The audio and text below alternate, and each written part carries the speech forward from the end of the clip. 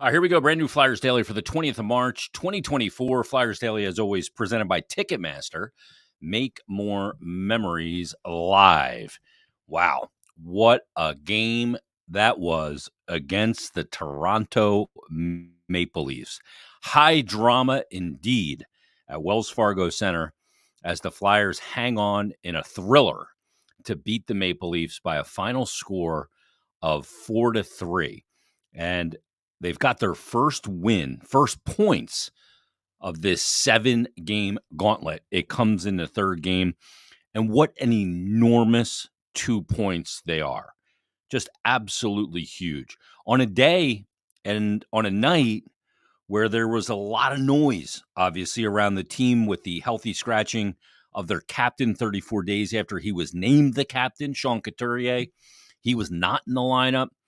A controversial decision, a decision that we'll see how this all plays out. But just an unbelievable night at Wells Fargo Center. And if you watch the game or you saw the highlights and you see the emotion in the celly from Scott Lawton when the Flyers go up 4-2, his celly was, I think, what everybody in that building or everybody at home that as a Flyers fans was feeling. Just unbelievable high theater in this game against the Toronto Maple Leafs. You see how dangerous that team is, even up 3-0 heading into the third period. How you give that team an inch and they can make you pay, at least in regular season hockey. I don't think they'll have success in the playoffs, but that's a story for another day. But what a game it was at Wells Fargo Center. We'll hear from Travis Sanheim, who scored the Flyers' second goal in just a couple of minutes. And we're also going to hear a conversation from the Flyers Carnival that I think is fascinating with Egor Zamula about how to be a pro and how Artem Anisimov helped him immensely, him and Tyson Foerster. That'll be coming up. Let's get to the particulars in the game. The Leafs outshoot the Flyers 30-28 in the game. Faceoffs, Leafs were all over the Flyers, dominant in the faceoff circle, 61.5%. The Maple Leafs won inside the dot. Flyers open the scoring as fast as you can, pretty much. 19 seconds into the game, first shift. Owen Tippett picks up his 25th of the season. Great screen, kind of put in front of Samsonov in front of the net. Morgan Frost and Cam York pick up the assist, so the Flyers go up 19 seconds in, 1-0. Great start. And they followed that goal for most of that period and really didn't give up much. They protected the middle of the ice in their defensive zone against a team in the Leafs that loves to attack the middle of the ice. Some teams like to attack a little bit more on the outside, like Boston perhaps. The Leafs like to attack the middle, and the Flyers did a great job preventing them from getting there. In the first two periods, in all honesty, they got there a little bit in the third, but the Flyers end the first period up 1-0 with that goal just 19 seconds in. So how are you going to follow that up in the second? And we've seen this season, maybe more so than I ever remember. I'm talking to Chris Terrian about this. The momentum swings seem more pronounced than ever before, and in particular from period to period. And you thought you'd get a really good pushback from the Leafs in the second period, at least to start it. But the Flyers get a really quick goal in the second period as well. 56 seconds in, Travis Sanheim puts the Flyers up 2-0. So fans, if you were buying a cocktail or a slice of pizza or whatever, I hope you got in your seat quick. 19 seconds in the first, 56 seconds into the second period. And there's a couple things about this goal. Number one, it first starts in the neutral zone with a really big hit that Nick Delarier lays. And then a Leaf is kind of late getting into the play, which allows the Flyers to establish inside the Leaf zone. And then eventually, Garnet Hathaway has a puck along the left, kind of in the left corner. And as he peels out, he shoots a centering pass. I think initially ticketed for Tyson Foerster, who's in kind of the near high slot. But Tyson Foerster makes a really smart play, knowing where he is and where the Leaf defenders are, that if he corrals that puck, he's going to have two guys swarm him right away. He's not going to be able to do much with it. So he lets the pass go. And it goes to, now, the tertiary guy, in this case, Travis Sanheim. But Sanheim just doesn't get the puck and just fire the shot right away. He waits for the screen to set. Garnet Hathaway, after he makes the pass, goes to the net. And as he goes to the net, he sets up on the long side of Ilya Samsonov. And wouldn't you know, that's exactly where Travis Sanheim shoots it, right into the traffic of the screen. And he ends up beating Samsonov. And that puts the Flyers up 2-0. Good play by Garnet Hathaway. Totally underrated awareness play by Tyson Forster. I don't think that's an accident. I think that's recognizing, knowing I have another level of defense here. I have another level of my players back there. I'll let it go through to Sanheim, and then the patience to get that on goal and in the goal. Flyers go up 2-0. And at 16:26, Ronnie added a real nice play, gets it to Morgan Frost, who keeps piling up the points. He has been so good lately. Owen Tippett's been really good lately. Morgan Frost has been really good lately as well. He picks up his 12th of the season. Ronnie Attard and Ryan Poehling pick up the assist. Flyers up 3-0. Headed to the third, up 3-0. Great spot. You know, you don't want the Leafs to get on the board early in the third period and start to put, a little bit of doubt in your mind, but that's exactly what happens. 1:11 into the third. The one thing we talked about you can't do against the Leafs, you can't put them on the power play. William Nylander gets the power play goal, absolutely snipes it high, blocker bar down on Sam Ersson. And then at 10:16, Tyler Bertuzzi, who seems to love playing against the Flyers, picks up his 14th of the season. And now you're going, you got to be kidding me. It's a 3-2 game. Then the Flyers got to go on the PK again. Scott Lawton had to take a penalty. Flyers kill it off. And as soon as he gets out of the box, goes the other way on a 2-on-1, drops it off to Tippett. Tippett fans on the shot. But what does Scott Lawton do? He doesn't just fade on the play. He parks it in front, and no Leaf covers him. And eventually, Owen Tippett gets it to Lawton. He deposits it in the net. It's his 11th of the season, and the emotional celebration.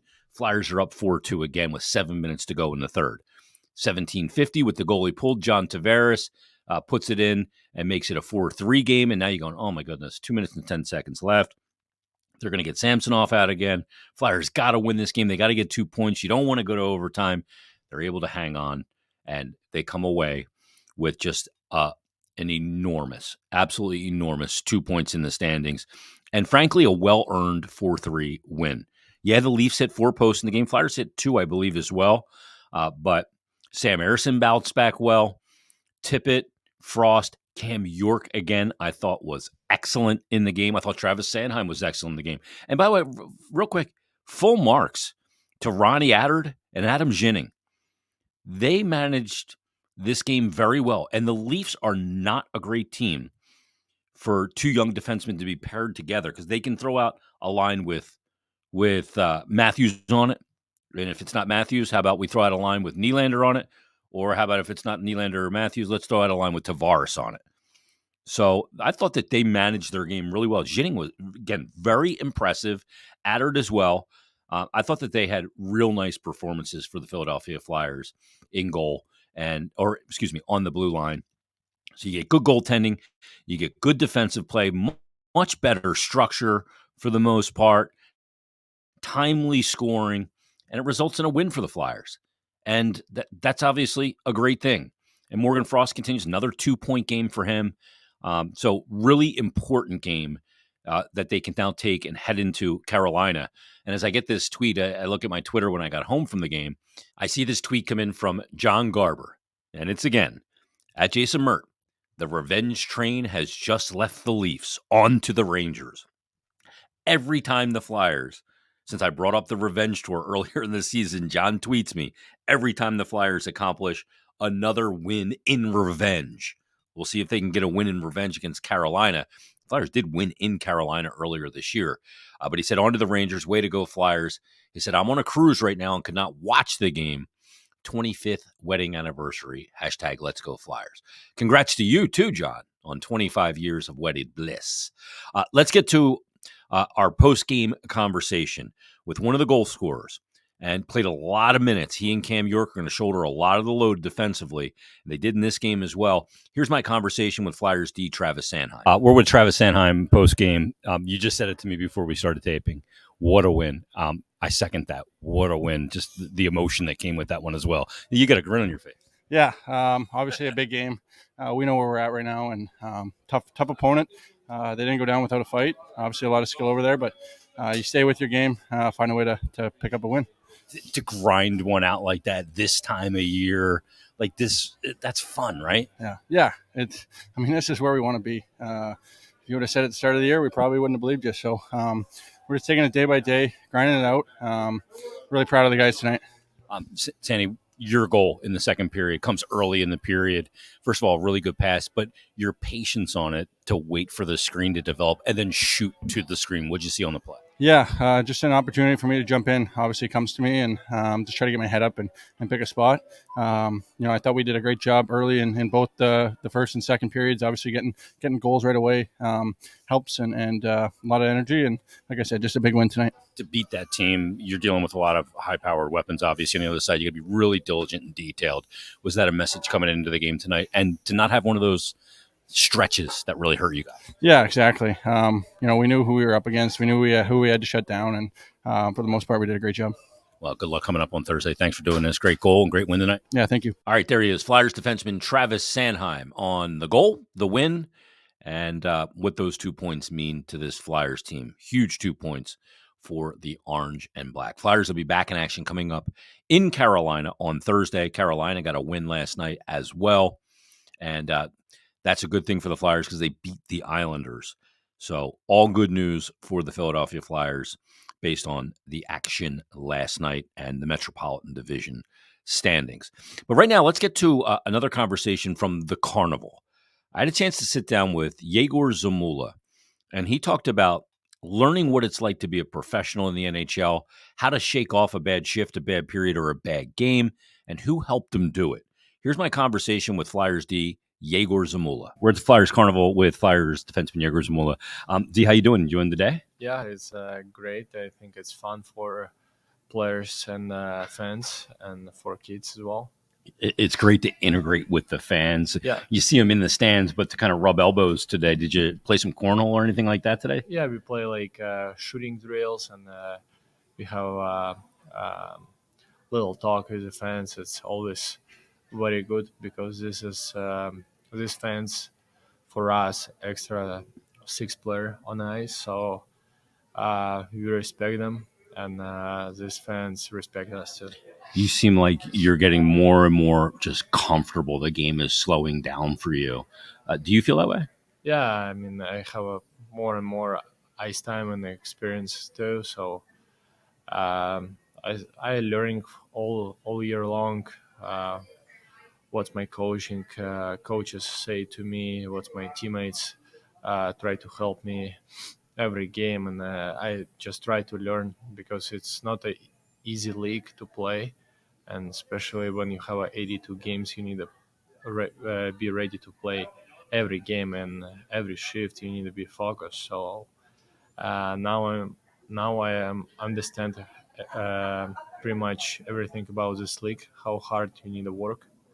Start from practice and get yourself ready for every game. Because at any point, any lapses can be consequential. I see the way, like in the Boston game, you playing fast, you defend the blue line, you use your reach, and you take a puck from David Pastrnak, who is one of those guys that's obviously very dangerous. And then you get it going the other way to tip, and you get the 2-on-1, and you end up with the goal, or the Hathaway, you end up with the goal, the Ryan Poehling goal. Playing fast is that something that is more exciting brand for you to play? Yeah, we have every day in practice 1-on-1 drills, 2-on-1, and towards always saying kill the play quicker. So and I have a good gap over there, and I try to read him. Pasternak is a good player. I try to play with smart head.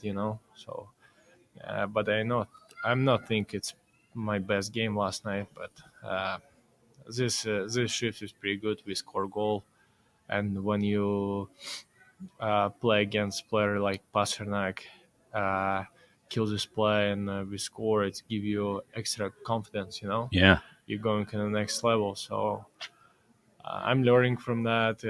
It's a lot of bad games and good games. It's like for every sportsman, it's have a good days and bad days, and you need to wake up on the next day and be ready to play next game best as you can, and You need to learn how recover yourself after bad games, and I think And not it's let it affect you, right? Yes, it's like Tort says, it's everything in my head. So I think when I play in Lehigh, when I have one bad shift, second bad shift, third bad shift, and I'm done. Yeah. I'm like, I can come back to my level, you know. And last year, I have like good my friend. He's played a long time in the NHL, Artem Anisimov, and he helped me with my mentality, you know. And he told me, if you have one bad shift, focus on the next one. Next one, it's more important, you know. And I listen to him. Sometimes I have a like bad period. Like I so bad in the one game, so bad. I'm like, I want to go home because I'm not feel it's Egor Zamula, you know. And Yeah. I'm like, fuck. Once this game is gonna be over, I Yeah. want to go home. And he teach me how stay ready, because you can play bad first period, but next 40 you can be the best player on the ice. So and he teach me that, and now I'm understand what he's tried to tell me last year, because last year I'm still young, you know, and still learning, and what he told me, it's always in my head. So if you have a bad game, go right away, sleep, don't watch the Twitter or Facebook, wherever, Instagram. Stay off of media. Go talk to your parents, friends. Go sleep. Wake up with good mood and get ready for practice. Wow, that's an incredible story. He really had an impact. That's what a veteran player can do. A guy who's Yeah. been through it, right? Don't let that game or that shift or that period define you. Yeah, I'm just looking right now at like Bobby, Tyson, Lixel. We're pretty much spent all time together last year with Artem Anisimov. We have team dinners. He always brings these guys together, and I'm not surprised these guys in NHL right now. He tell them a lot of story. Sometimes you need to play fast game. Sometimes you need to change your speed, because when you're changing your speed like a forward, it's so hard for defenseman. Yeah. So hard. If you like with big speed and you forward, you just come to me, to defenseman, to my stick. If you're changing your stick, my legs need to stop, and I need to start moving, change my angle, change my my read, And I'm not surprised Tyson playing so good this year and good player. So I think Archie helped him a lot, tell him some little things. Yeah. And I'm happy about we had last year in Lehigh player like that, and happy for young guys. Wow, that's incredible. Because as a defenseman too, what stresses you when a guy changes his speed, then your gap has to change, and all of a sudden there's a lot of variables and things to think about. Yeah, I remember Archie tell Tyson, don't go like 100% speed every time. When you need, just turn your legs on and go skate fast. But look at Panarin, Pasternak. He's always changing his speed. He's bring back, little back, and turn around first couple big 2-3 steps, and you beat one-on-one defender. And looks so easy, but it's very tough situation for defensemen. Yeah, Kucherov does that too. Yeah, Kucherov he'll grind you to a halt, and then all of a sudden, stop you. He stop your legs to defender. He stop you, and first 3 quick steps, and he beat you. Yeah. So, and Archie tell Tyson, sometimes you need to change, sometimes you need to go in the middle. I remember I learning too, and it's funny, like when people with good experience in NHL national team level tell young players like that, because not everybody can tell to young players how you need to play. Yeah. Your vision. He tell them like, don't play like that, or play. It's your game, but you can listen older guys too. Yeah, and hear what's worked for them. Yeah. Z, that's fascinating. I know the audience is going to get a lot out of that, because I totally agree. Some guys just want to play on pure speed, but it makes them predictable. Lack of predictability makes them difficult, because it puts a lot of decisions on you. Yeah. Wow, fascinating. Z, enjoy the day. Thanks for doing this. Thank you very much. I found that conversation fascinating with Egor Zamula. You always wonder how those veteran players can help young players, and hear him speak about the help that Artem Anisimov, or as he calls him, Artie, how much he helped him, I think is just fabulous. Those are the things that I love hearing about and talking with young players about. Great conversation. Hope you guys enjoyed it as well. All right, coming up tomorrow, Flyers will be in Carolina to take on the Canes. We'll preview that game coming up tomorrow. So join us then on a brand new episode of Flyers Daily.